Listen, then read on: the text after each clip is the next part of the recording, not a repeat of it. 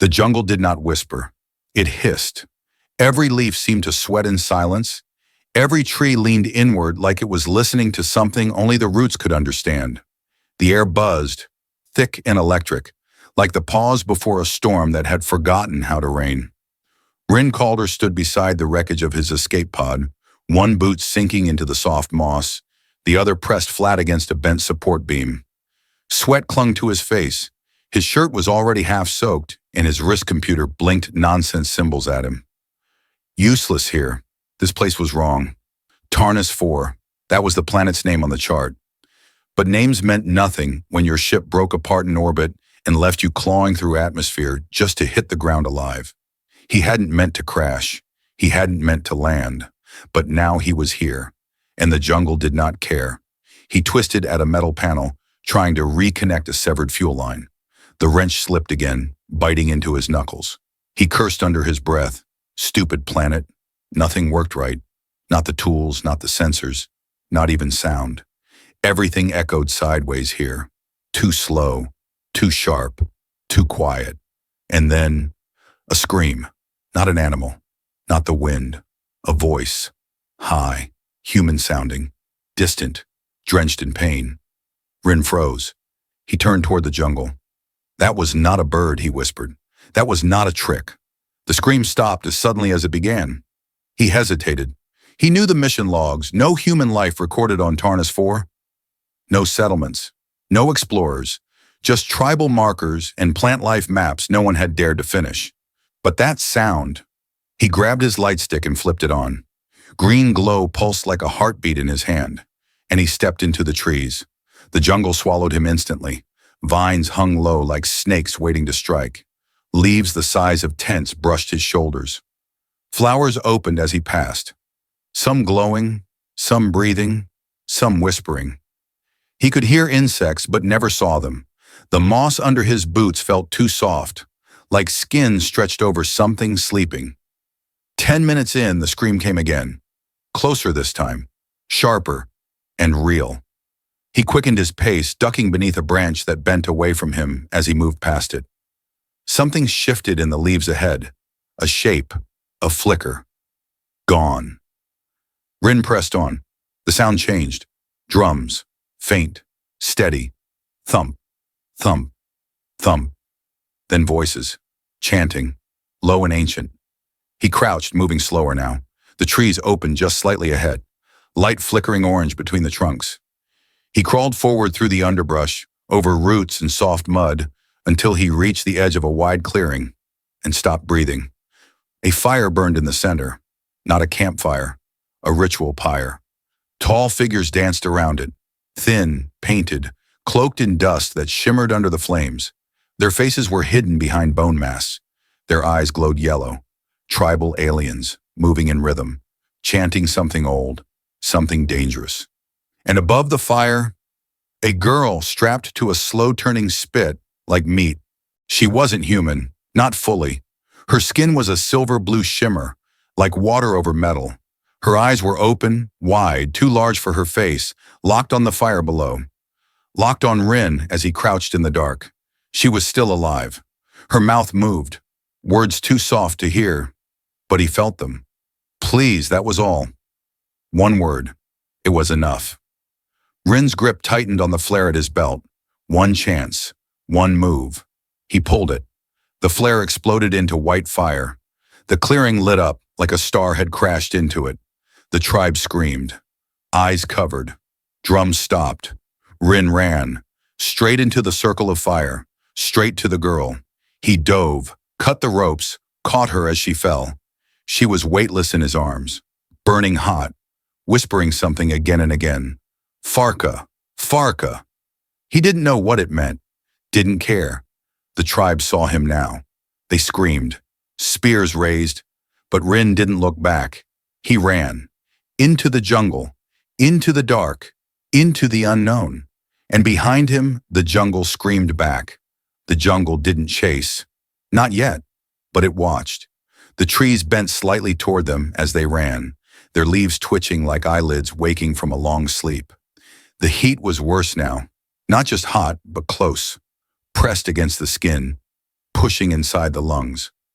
Rin's boots slipped across wet roots and soft moss. His breath came in sharp, uneven bursts. He did not stop. The girl in his arms, Era, was still whispering. Her words slurred, looping. Farka, Farka. He had no idea what it meant, but it felt like a name, a warning, a prayer. Branches slapped his face. Mud tugged at his heels. The flare had given them seconds, maybe less. And the tribe, those bone-masked figures, they had not screamed in fear. They had screamed in fury. They would come, and they would come fast. 10 minutes later, he reached the clearing where his shelter had been. The last safe space he'd carved from crashed debris and salvage. It was gone. Ashes, blackened pieces, his tools smashed, fire pit destroyed, deep clawed footprints everywhere. Rin cursed, not out of anger, out of clarity. They were faster than he thought. He laid Era down on the only dry patch of moss he could find. Her eyes fluttered. Her body trembled. "You're safe now," he said. She shook her head. "Not safe." Then her eyes rolled back. She fainted. Rin looked at her more closely now. Burns across her arms, rope marks, skin cracked and bleeding, but no bones underneath. Just soft tissue, too smooth. Her blood, he had only seen a drop, but it wasn't red. It was silver, liquid metal. It shimmered even in the dim light. "What the hell are you?" he whispered. Suddenly, something shifted. Not in the trees. In his hand, his right hand. A tingling sensation crept along his fingers. He looked down. Black veins, spreading, like ink under the skin. The light stick slipped from his grip and hit the ground with a quiet hum. The veins faded just as fast. Gone. His hand looked normal again. "Just tired," he muttered. "Just scared." But he knew better. He turned back to Era. She was awake and watching him. "You touched me," she said softly. "Why did you do that?" He frowned. "You were tied to a spit and burning. What did you expect me to do? Watch?" She looked away. "Now you will burn too." Rin let out a short, nervous laugh. "Great. You're welcome." But her face stayed serious. "They will come for you. Not just the tribe, the hollow ones too." Rin narrowed his eyes. "The what now?" She didn't answer. Instead, she reached out and touched his wrist. Her fingers were cool, gentle, but something passed between them in that instant. "You don't know what you've done," she said. Rin opened his mouth to speak, but then the drum stopped. Not slowed, stopped. The jungle became silent, dead silent. Era sat up fast. "Too late," she whispered. Then they heard it. Not footsteps, not chanting. Something lower, something wrong. A grinding sound. Metal on stone. Rin grabbed his light stick and stood. From the trees, 5 figures emerged. Tall, armored, no faces. They moved like statues. Their weapons glowed faint blue. Their presence sucked the warmth from the air. Era gasped. "The hollow ones." Rin stepped in front of her. "Who are they?" One stepped forward, raising a clawed hand. "You carry the mark," it said. Its voice was a whisper wrapped in thunder. "I don't know what you're talking about," Rin said. "You touched the curse," the hollow one hissed. "Now you must carry the fire," Era cried out. "Number, he saved me. He doesn't know. He touched you. The bond is sealed."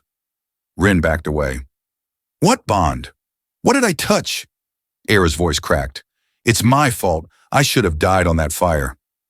Rin reached out, grabbed her shoulders. "Number, not this time. No more sacrifices. Not for someone else's mistakes." The hollow ones didn't move, but the sky did.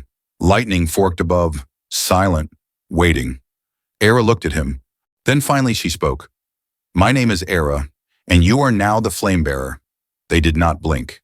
They had no eyes. The 5 hollow ones stood at the edge of the clearing like statues sculpted from armor and bone. Their faces were smooth plates of silver, shifting gently in the wind. No mouths, no expressions. Just that silent stare that somehow reached into the space behind Rin's ribs and twisted. Era sat behind him, her hand pressed to her chest, glowing faintly. Her breathing was shallow, uneven.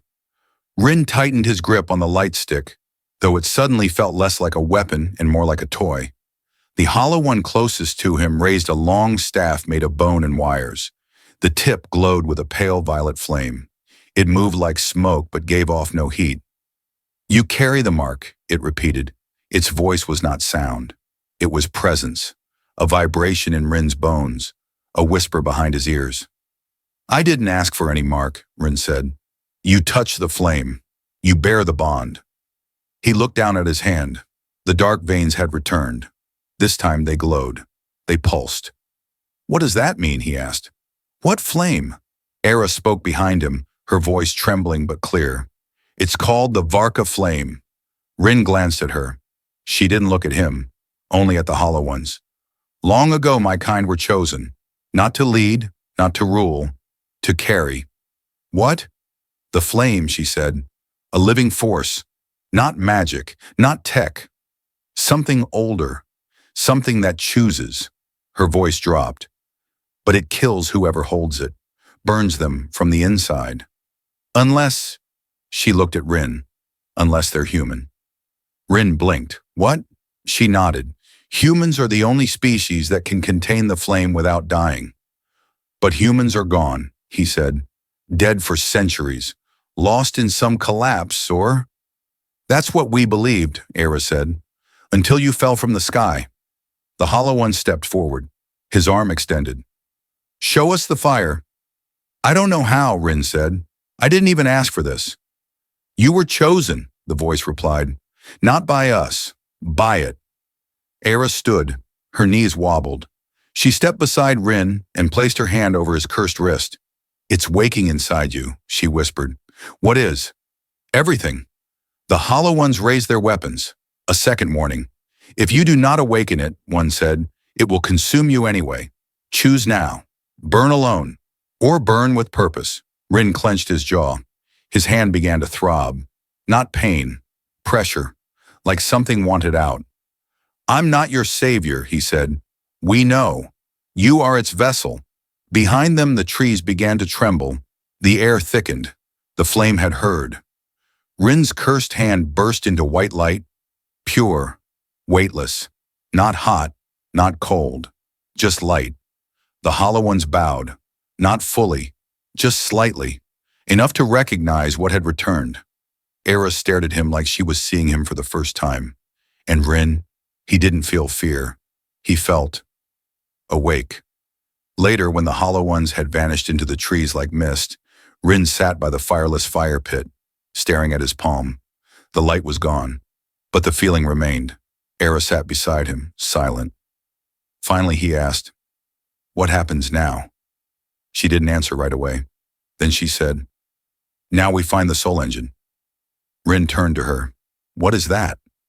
Her eyes were glowing faintly again. "The thing that holds the rest of the flame, the thing you were meant to wake." They walked for hours, through thick vines that recoiled as they passed, through forests that bent away from Rin. Like even the trees knew what stirred inside him now. The jungle did not attack.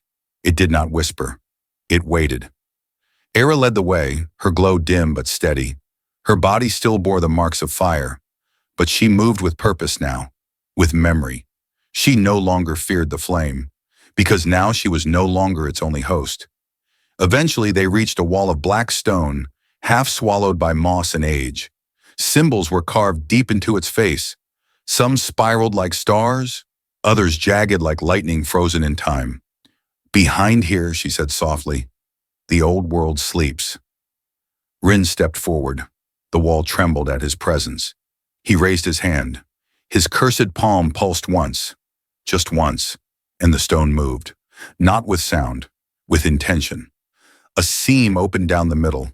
A narrow path of glowing steps unfolded into the dark. They stepped inside. The air changed instantly, colder, drier, timeless.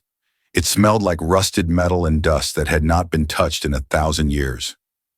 Light came from the walls, not from lamps, from veins, glowing veins running under the stone like energy trapped in bone. "This is it," Era whispered. "This is the path to the soul engine." They walked in silence. Each step seemed to echo backward into history. Rin's hand ached again, but it didn't hurt. It pulsed, like it was remembering, like it belonged here. They reached a vast chamber, circular, with a dome overhead carved in constellations not found in any known galaxy. In the center floated a machine, not built, grown, roots and wires wrapped around it like a sleeping creature. Its core was a soft blue sphere, hovering, humming. The soul engine. Era dropped to her knees. Her glow intensified. Rin stepped closer, drawn without knowing why. As he approached, carvings lit up along the walls. Images formed. A human figure crowned in fire stood beside a silver-skinned girl. Together they reached toward the engine. Behind them, galaxies burned. "This is us," Era whispered.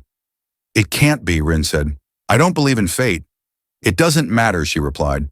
"The flame believes in you." Rin looked up. The soul engine pulsed brighter. He reached toward it, and it opened. No doors, no resistance. Just welcome. Like a heartbeat answering another. He stepped into the light. Memories that weren't his slammed into him. Planets falling, empires begging, other flame bearers, other era-like figures, and always the soul engine at the center, watching, choosing, burning. Rin dropped to his knees. His hand lit up. Symbols moved up his arm, crawling toward his chest. Not pain, not fear, just truth. "You're not just a man anymore," Era said behind him. Rin turned toward her. "Neither are you." The chamber dimmed. Something had awakened, not with a roar, but with a breath, and far above them, in the jungle's canopy, every creature lifted its head, because the planet had just remembered something it was told to forget. The sky split open, not with sound, with light. A beam of white and blue fire shot from the soul engine straight into the clouds, piercing them like a sword. Birds flew in silence. Trees shivered. Even the hollow ones, wherever they were, stopped and turned their heads. The jungle had been watching. Now it was reacting. Rin stumbled out of the chamber, the glow in his hand still fading. Era followed, leaning against the stone walls, her breath short but steady. "What did you do?" she asked. "I didn't do anything," he said. "Not exactly." She looked at the sky. "That's a signal." "To who?" Her voice dropped. "To those who never wanted you to exist." In the distance, horns sounded. Deep, hollow, familiar. The tribes had seen the light. They would come, but they weren't the only ones. Far beyond the jungle, behind a cliff edge darkened by centuries of shadow, a figure watched. Not tribal, not hollow, not living. It stood motionless, wrapped in black armor that shifted like smoke. Its face was a mirror, flat, cold, polished, not reflecting the world, reflecting the person who looked at it. He had no name, only titles. To Era's people, he was the starless one. To the hollow ones, the betrayer of light. To those who carried the flame, the collector. He did not speak, but the air trembled. He raised a hand, and the first phase began. Dark spheres fell from the sky. Rin saw them land with dull thuds. They unfolded like petals of bone and smoke. Creatures crawled out, twisted things, not born, remembered. They moved without feet, screamed without mouths. "What are those?" Rin asked. Era's face went pale. "They're made of memories," she said. "Twisted ones. The collector doesn't fight with flesh. He fights with what you fear most." "They're closing in," Rin said. "I can't fight what I don't understand." "You don't have to," Era said, taking his hand.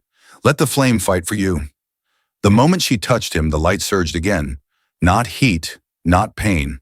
A wave, like gravity turned sideways. Rin's body lifted an inch off the ground. Symbols raced across his skin. The first creature lunged. Rin turned, opened his palm. A blast of light exploded.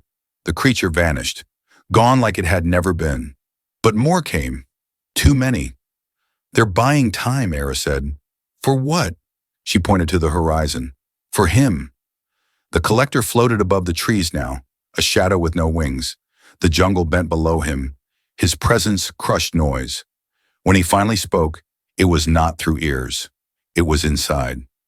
"You are not the first flame bearer," he said to Rin, "but you will be the last." Rin clenched his fists. You're a myth. So is the light, the collector replied. But look how you shine.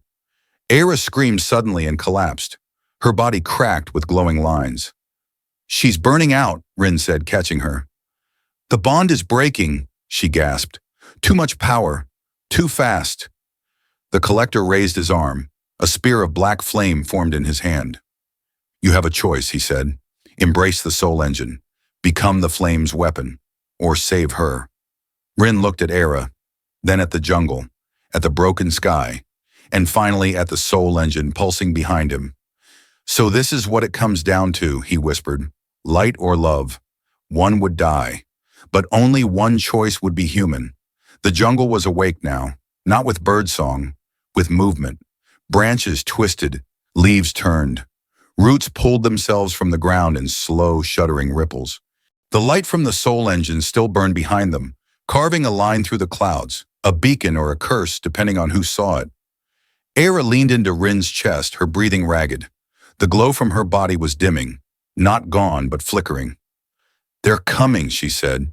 He nodded. He could hear them now. The hunters, drums far off, low and steady. The bone-masked tribes had risen, and they were bringing beasts. From the cliff above the valley, Rin could see them. Thousands. Painted warriors in bark armor. Skin daubed in ash and blood. Their weapons gleamed. Some bone, some crystal, some still humming with forgotten energy. And behind them, the Rakthas. Massive six-legged creatures, their backs steaming, their eyes glowing red. They snarled with jaws like carved stone. They moved in patterns, synchronized, obedient only to one voice. Find the fire thief, the lead hunter screamed. Era's grip on Rin's hand tightened. We can't fight them all. He looked down at his hand, still glowing, still marked. No, but we don't have to. He turned toward the jungle wall behind them. There's a cave, she said suddenly. Old, forgotten. The Hollow Ones used it once. The tribes fear it. Good, Rin said. Then let's make it useful. They ran. Branches whipped past. The ground shivered with the weight of pursuit. Era's glow flickered brighter as they moved, casting ghostlight over the vines. Her footsteps slowed, but her will did not. There, she gasped, pointing. A wall of vines. Behind it, stone. Rin slashed through with a stick sharpened by flame. The opening appeared like a mouth, wide and dark. Inside, the air was cold, still. It smelled of dust and old ash. They stepped through. The drums outside faded slightly, but something inside the cave began to pulse. Light, software, blue, alive. Rin lifted his hand. The cave walls responded. Symbols ignited, thousands, spiraling upward, drawing shapes he couldn't understand, but somehow felt. One showed a human, one showed a machine, one showed fire, another showed him, not in detail, but in shape. The light glowed only when he looked at it. This place was waiting, Era whispered. Waiting for what? You. Rin stared ahead. At the center of the chamber was another machine, smaller than the soul engine, older. It was shaped like a circle carved into the stone, half buried in vines. As they stepped closer, a faint hum stirred beneath the floor. Then, click, click, click, a claw, metal, old, rusted, still alive. It reached out from the circle, grasping air. Another machine rose slowly from the stone. Its face was made of symbols that shifted constantly. A guardian. Rin raised his hand. The guardian scanned it, spoke. Flamebringer. Show your fire or be destroyed. Era grabbed his arm. It's a test. Only the chosen can pass. Rin opened his palm. The white-blue flame rose from his skin like breath in winter. The guardian paused, then slowly backed away. A door opened in the stone. Light poured through. Era stared at him. You're doing it. Rin didn't answer. He just stepped into the light. The cave glowed around them. But behind them, drums rose again. Horns blared. The Rakthas roared. Era turned. They're coming. All of them. Rin didn't blink. Good. He stepped back outside, stood on the ledge, watched the valley darken with enemies. His hand glowed. His voice was steady. Then we don't run. The valley burned with sound. Thousands of tribal warriors screamed war cries that cracked the sky. Their Rakthus mounts thundered across the jungle floor, steam rising from their backs. Banners of bone and bark whipped in the wind. At the rear, drums boomed like war hammers striking the ground, and the trees shook in rhythm. But Rin stood still, on a high cliff edge, framed in white-blue flame, glowing like a silent star. Era stood beside him. "We can't hold them back," she said. He looked at her. "We don't need to. We divide them. We break their minds before they reach us."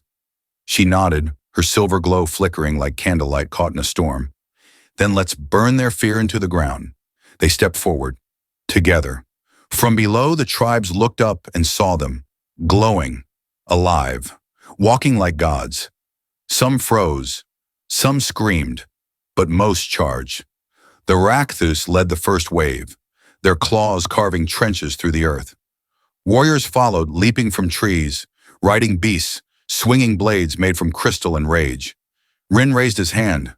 The flame answered. He slammed his palm into the ground. A shock wave of white light tore through the earth, lifting rocks, uprooting trees, throwing the first line of attackers backward in a wave of heatless force. Era stepped into the blast zone. She opened her arms. Silver shards of light exploded from her hands. Arcs of air shaped like knives, slicing through armor, cleaving weapons in half. More came.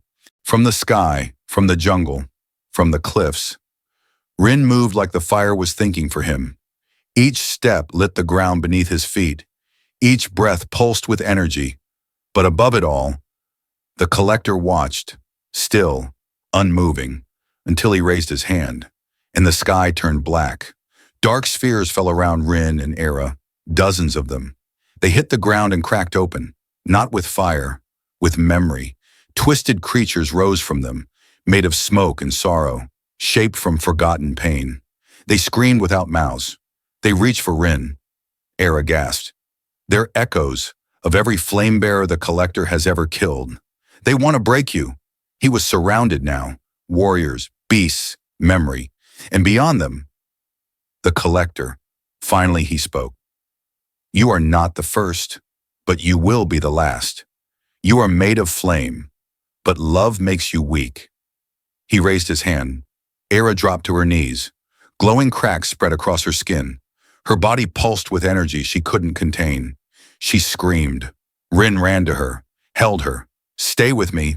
Her eyes were wet with silver tears. You must choose. The soul engine listens. One path. Use it. Destroy the collector. Erase him from time. But the cost... She looked at him, and he knew. If I do, you die. Era smiled through the pain. I was meant to die in fire anyway. At least this time, it means something. The collector floated forward. His mask reflected Rin's face, warped in flame and anguish. He spoke again. Choose, power or love. One must die. The soul engine pulsed behind them. Ready. Rin stepped forward. The engine opened. It offered him galaxies, stars, control, victory, but no Era, never Era. He turned away from the light, dropped to his knees beside her, held her close. I choose you, the collector laughed. Then you both die. He raised his blade of shadow, but the soul engine did not agree. It pulsed once, twice. Then it exploded in a soundless wave of white. It passed through Rin, through Era, through the collector, and erased him, not destroyed, unwritten, like he never existed. Rin woke in the jungle. The sky above him was clear, blue, alive. Era lay beside him, breathing, alive. Her glow was gone. Her skin no longer cracked. Her body calm. She opened her eyes. You chose love, she said. Rin smiled. Guess I'm still human after all. The jungle was quiet. For the first time since the day Rin called her fell from the sky, there were no drums, no screams, no fire. Only breath and wind. The trees no longer bent away from him. Now they stood still, like witnesses, like guardians of something sacred that had passed through and chosen to stay. Rin sat beside Era beneath the shattered cliffs. The soil beneath them was dark and warm, pulsing faintly. The soul engine had vanished into light. The cave had closed behind them. The flames were gone. But something had remained. Era lay with her head against his shoulder. Her glow had faded, not disappeared, softened. Her body no longer flickered with pain or power. She looked like what she had never been allowed to be. Human, almost. She reached up, touched his chest. "You should not be alive," she said. "Neither should you," Ren replied.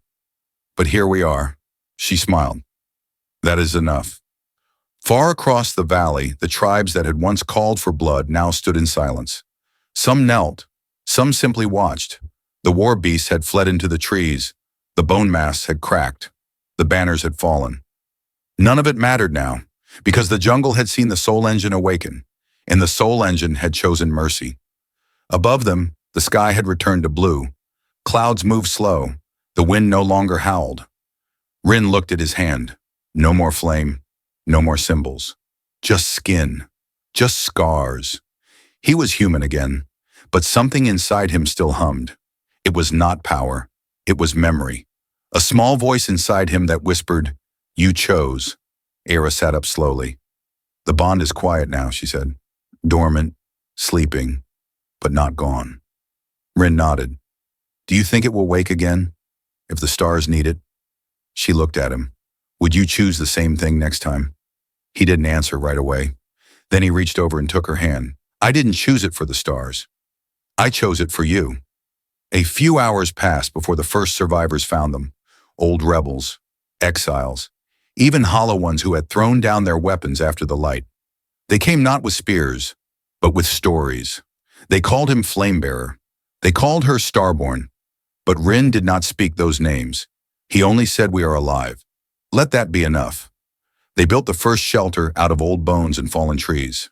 It was not a city, not a temple, just a place to breathe. Others came. Those who had fled the tribes. Those who had once served the collector and now walked with their heads down. No one asked what had happened. They all knew. The light had told them. Rin and Era lived on the edge of that village, not as rulers, not as gods, as a man and a woman who had burned and survived. Sometimes late at night, Rin would sit under the stars and watch the wind move through the trees. He would listen for drums. But there were none, only quiet and peace. One day a child asked him, "Is it true you could burn the sky?" Rin looked down, smiled. "Once," he said, "but I chose not to." "Why?" "Because someone I loved needed me more." The child thought about that, then nodded and walked away. Era joined him a few minutes later. She leaned against his side. "The stars are watching again." "Let them," he said. "We have nothing to hide anymore." Far above, hidden beyond light and distance, a fragment of the soul engine still pulsed, waiting, not for power, for balance, not for heroes, for choice. Its last message carved into the stone wall before it closed was simple. He chose love, and the fire obeyed. And now, if you are still listening, ask yourself, what would you have done if the flame lived in your hand, if the power was yours? Would you burn the enemy or save the one person who mattered? Would you choose to be remembered or choose to be loved? Comment below, tell us your choice, and subscribe to HFY Obsession. Because out here in the stars, sometimes the brightest fire is the one that refuses to consume, the one that stays, the one that remembers, the one that remains.